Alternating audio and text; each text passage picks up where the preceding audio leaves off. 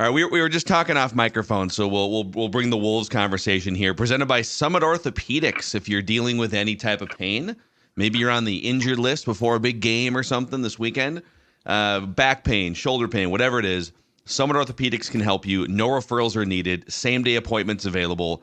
They also offer walk-in orthopedic urgent care 7 days a week starting at 8 a.m., 25 locations in the Twin Cities and greater Minnesota. Learn more at summitortho.com.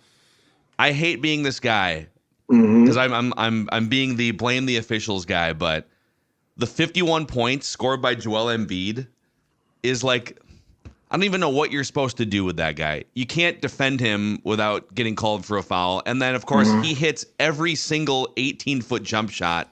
Yes. Like nobody in NBA history. So good luck, I guess. Rudy's out of the game in the first 3 minutes, right? He gets 2 quick fouls. He's out in 3 minutes. Yeah, and one of them was offensive, which is not good for him. It is amazing to me, though. These guys make so much money that after the game, Gobert took a pretty good strip out of the officials, knowing he's going to get a $30,000 or $50,000 fine. But they're, just saying, I gotta say my piece here, and I'll give them the money. What the hell, Worth it. Yeah. And I don't blame him. Now tonight, real test for this team. You're back. You just got humbled. And you're back here, and you got the Lakers, who have lost 4 out of 5. They're out of back-to-back too, right? Yeah, they got beat by the Bulls last night. Yeah, the Bulls are playing good without Levine. Levine's been hurt, and they're all happy that they don't have him because they hate him down there now. But now you show up tonight and you beat the Lakers at home. That's they haven't lost 2 in a row all year. That's an interesting test for the team that had the best record in the NBA as of tip-off last night. You know what the secret of the 76ers, though, is, outside of Embiid being unstoppable? They got rid of James Harden. That's the other the great thing that's happened to him. This Maxi's terrific, and he can just go get his 35 now and not have to worry about having that idiot James Harden around. So now I will say the Clippers have found it with him. They've won 9 consecutive games. Yes, including... they're all of a sudden they're winning with. They got to have the highest payroll in the history of the NBA, don't they? With this collection of old timers, but they got George and Harden, and it looked like it was going to be a disaster when they first got him. They lost like their first 3 or 4, but now they've won a bunch in a row. So. Yeah. So who got the foul calls when Harden played with Embiid? Who officially attempted the most dives, flops, and got the calls? Like that would be a competition between those 2 players. Yes, there's like 5 players. Harden's one of them. Shai Gilgeous-Alexander in Oklahoma City is becoming one too. That are just awful to watch. I respect how good Joel Embiid is, but he is impossible to watch. It's like from an entertainment standpoint, he does 2 things. He hunts for fouls, and he shoots 17-foot jump shots with precision unlike anyone in NBA history. But it is the least entertaining style of basketball of a superstar player. I'm sorry. Yeah, and he has the officials convinced, man. It's when how can that guy flop? You couldn't hit him. You could hit him with a sledgehammer, and he wouldn't move a foot, for goodness sakes, unless he wanted to. He is a monstrous talent, though. There's no doubt about it. You can see he's happy as hell not to have Harden around too. That he's the man, and then let the rest of them go and do their thing. They're a threat in the East with him, man. They are a threat in the East, I think, but. I don't think last night's loss is anything to panic about because even Finchie took some shots at the officials. He'll get fined too. He got teed up, right? He only get one, or did he get 2? He got 1. He didn't. He was. He pushed it a few other times too, but he only got teed up once. Yeah, but anyway, Lakers in town. Not quite what it used to be, but they'll still be jammed tonight and have the good old right before Christmas. Everybody. All the college students who've gone to faraway places are back in town. They should have a rocking and rolling downtown tonight, don't you think? This will be, I think, D'Angelo Russell's first game back, too. Oh man, homecoming for well, D'Lo. thank God, he's playing on that team and not this one. That's a great thing. God, I hated him. He was from the get go. I couldn't stand him as a player. Never could stand him as a player. It's that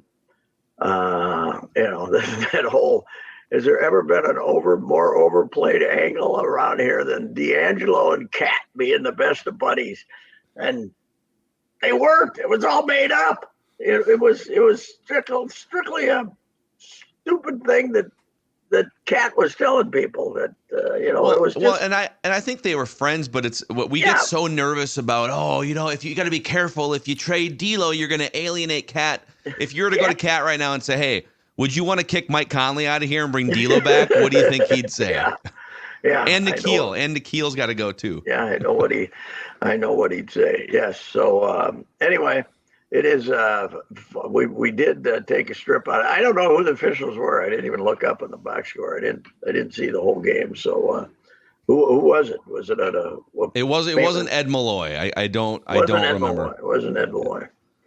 So, but it was legitimately, and I hate being the blame the officials guy, but it was an atrocity. Quite frankly, It was bad. D'Angelo Russell, by the way, last night in Chicago. So hey, to road game. Lakers trying to find their way in the Western Conference. D'Lo, 28 minutes, 1 for 6, 2 points, 2 assists for the Lakers. Wow. No trips to the free throw line. 28. Do they have no option there? Is he it? Is he? Who's there? But LeBron James and Anthony Davis played, but there's no. I mean, as far as point guard, is he it? Well, they got that Austin Reeves kid runs around like a maniac and has the ball quite a bit, and he's a pretty good player. I kind of like him. They also they have Gabe Vincent too from. They pulled him over in the offseason, so he plays. Well, this is a good time to play the Lakers and get back on your feet and jam the ballpark. And hey, you know what though? They're not showing us any respect. We're not playing Christmas Day, right? We're not one of the 10 elite teams to play on Christmas Day. It's an oversight. It's too bad. The NFL sure took care of that. You think NBA Christmas Day? They get the whole deal. Not anymore, boys. There's going to be a Christmas. If Christmas is on a Wednesday, the NFL is going to have a game in the future. I'm curious about the NBA for 20 years thought they owned Christmas. Are they going to put a game now? Like because next year Christmas Day's on a Tuesday, right? Is the National Football League just going to say, screw it? We're going to put a doubleheader on that day and we don't care anymore. It's kind of, you're because it's so late in the schedule, though, you're really putting teams at a disadvantage if they're trying to make the playoffs, right? If you make them play Tuesday, Sunday or something like that. But and the NFL, they'll consider it for 30 seconds and then say, who cares? Tuesday night Christmas special. Yeah, Did you see where we're having a game next year? Rio. Yep. We're going to Rio de Janeiro next year. We even want to take away soccer country down there, and we go to Rio de Janeiro. Who do you think we'll send? Are we going to send the Jaguars? The Jaguars are always the guinea pig team. You know what this is, you guys? This is a deal where about a year ago or so, and it didn't get a lot of publicity, but they declared territories for every team. The Vikings are Canada's team and something else. This is why. So they're going to send the teams. They assign fan bases. Hey, this is your team. But who have we assigned to Rio de Janeiro? Do we know? The Cardinals? I'd have to look it up again. But yeah, it's probably some schlep of a club, bunch of slappies. But they're proud. They have to send. Everybody, all those South America, Latin America, big Cowboys fans from way back in the old days. I mean, if they are football fans, they're Cowboy fans, and but you can't get the Cowboys to go everywhere. But it looks like their whole goal eventually is going to be to have everybody have 8 games, and then have. If there's 17, the other one, everybody's playing somewhere around the world during the schedule for the neutral site game or something. They're going to have them all over to sell stuff. They're the greediest human beings in the world, right there. The guys, Elon Musk would be a hero as an NFL owner. He would not be the greediest SOB, and he wouldn't even be in the top 20 on that list. Coming up on Sunday, playing outdoors in Antarctica. It's the Green Bay Packers. Everybody watch. Yeah. Why didn't the Packers get Canada? They play outdoors. They should have gotten Canada. They might have two. I think that there were I think for a few teams multiple assignments. I bet you the Vikings will play a game in Canada in the next couple of years. Yeah, the only place to play in Canada though is Toronto, right? That market wise that it would do you any good. That they are the only ones that probably have a big enough arena, big enough stadium, and Vancouver does, but I don't. Vancouver might be that's good. Seattle country. How big is the Montreal Alouettes Stadium? Do we know? Let's look that up. I don't think it's very big. I don't think it's very. But what do they care? It's all TV money. And the Big O is gone, right? The Olympic Stadium that the Expos played in. Did they tear it down finally? Is that gone? It was because that's a big stadium. Maybe the worst stadium. Maybe the worst, most overpaid stadium ever. They had the roof made in France, and so they had to ship the roof from France in all these pieces, and it finally got there, and it leaked like crazy, and they couldn't open. It was going to be the first one that opened, and they couldn't open it. Right? Wasn't it? I never was in there, unfortunately. I wish I had been in there once in a while. So I found a list of the biggest stadiums in Canada, by the way, and let's see here. So Commonwealth Stadium in Edmonton, where the Edmonton Elks play in the CFL. That's the biggest stadium. It's 56,000 capacity, but it opened in 1978. So well, maybe I don't know. Then you've got Olympic Stadium. Apparently, is still open. Okay, 56,000. BC Place in Vancouver, which is home to the BC Lions of the CFL. That's a 54,000 capacity. So you could put some people. Rogers Center is only 41,000 in Toronto. Yeah, that's the biggest one in Toronto. By the way, a couple of years ago, I was very upset when the Edmonton Eskimos, a great big, forever, they were the Edmonton Eskimos. We had to change them to the Elks. Is it a racist name if we don't even know it's a racist name? Is what I'm saying is, who knew Eskimos was racist? Yeah, I don't know, but I'm not tapped into Eskimo culture enough to be able to tell you who's offended. All of a sudden, what? I didn't know that. I said it with honor and prestige and praise for them for being so damn sturdy to play, to live in igloos and stuff like that. And now all of a sudden it was a racist name.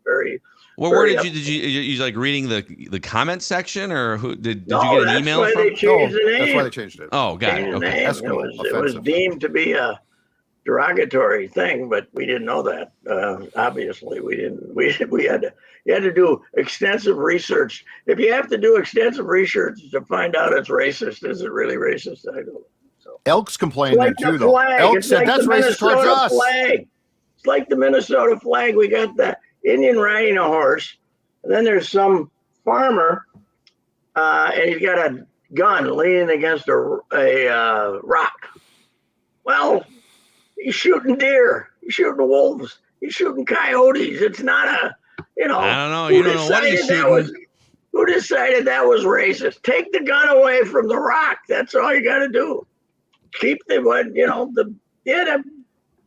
told all about us. You had the farmer, and you had the Native Americans, and you had everything we needed. Now now apparently our flag looks like Somalia. So that's. I think we should put a star for every Vikings devastating loss on the flag. I think you got the four in the 70s. You got at least 3 or 4 more in the NFC title game. How about a state flag with the weeping blondes on it? How about that? That's our state flag. Yeah. Brian Peterson's photo, which, by the way, I could show you.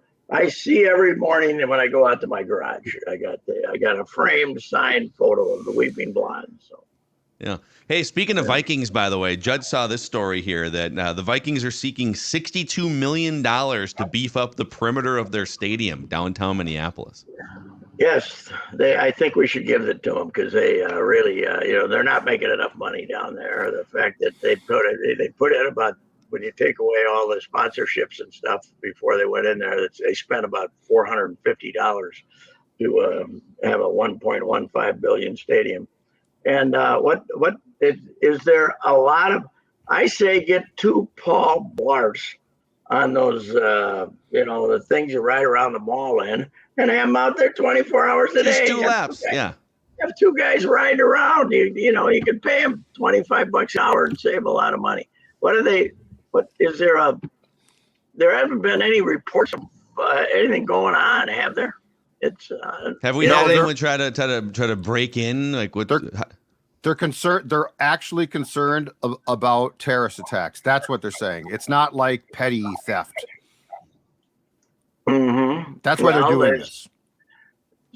Supposedly, there's some federal thing. The Twins have to do something too, right down there. The Twins have to. They're gonna have more of a perimeter too. But 62 million seems a little pricey, doesn't it? Maybe. Can we bargain them down to 50? We just did 15. We just did 15, right? For the fence. They did 15 already for a new fence. So I don't know what the hell. Should have bring back the Metrodome. I love the Metrodome compared to this dump. This overbuilt, ridiculous stadium. You'll wander around for hours. The concession stands in the bath. They should spend $62 million on new bathrooms.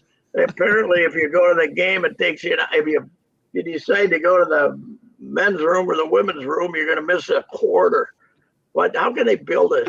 It's you want to bring the troughs back, the Metrodome troughs back. That's right. We can all get closer during the holidays while we pee in the same trough together. They built all these stupid little stairways that go down into these exclusive seats things, and I hate that place. I can't stand it. See, my problem with the Metrodome troughs, specifically when the weather is warm, like during Twin season, when you wear shorts to the ballpark, yes, and you're standing and someone else is standing next to you, and you feel the splashback, and it's not yours. Mm-hmm. Yeah, it wasn't perfect. I wouldn't go on the troughs. It wasn't perfect. I'll admit that, but it's you didn't have to wander around aimlessly for hours. The prep bowl, they make everybody wait. You get your ticket. They give you a ticket for a specific game, so you got to stand there and wait for an hour with the other fans for the other crowd to leave because they don't want to open up more of the stadium. That cheap bastards. They don't. They keep it as low. They keep their number of people they have working at the stadium as low as possible for the prep bowl and every other prep event. They hate having to do that, and they figured out a way not to have baseball there this year by putting their turf in. So you've got this, the X. I'm telling you right now, the Timberwolves better bleep and speak up because everyone's going to try and drain anything that they can get from the state before the Wolves can complain about a new arena. Yeah. What are we? We're up to. It's got to be a couple $100 million at least. St. Paul's looking, which is twice as much as they paid to build the arena, and now these guys. Phil, they also told us like a few months ago that they want $280 million to keep it up to date.